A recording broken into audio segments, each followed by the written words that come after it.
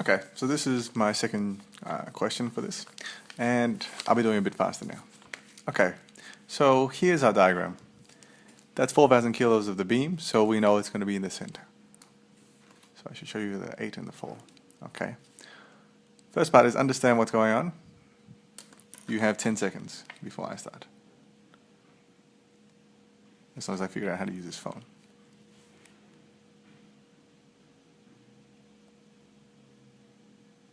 Okay, here's our timer. I want you to do, remember 1, which is forces, label them 2, axis, and 3, tell me the torque, or how you're going to get to the torque, in 30 seconds. Go. For question 12.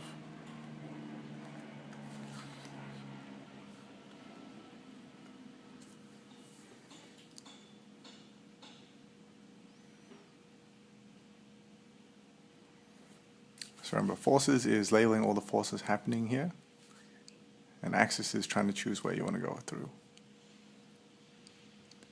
4, 3, 2, 1, done. Okay.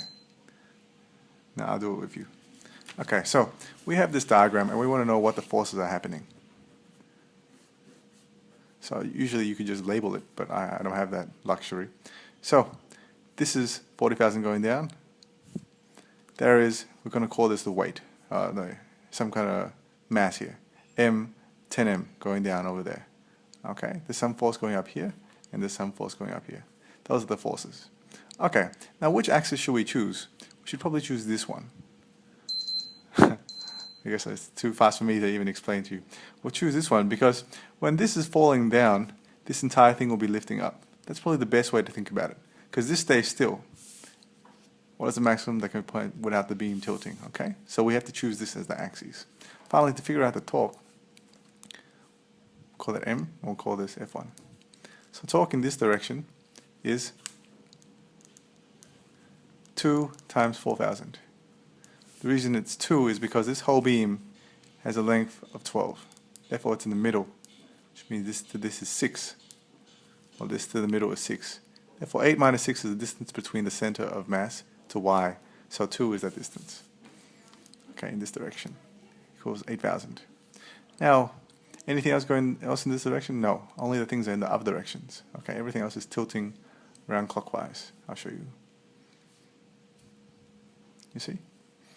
So now, the other direction equals F1 times 8 plus 10M, which is the force down here, times 4.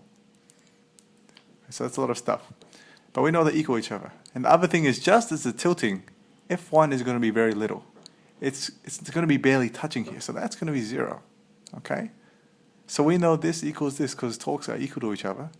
8,000 equals 40M. Or the mass equals 200 kilograms.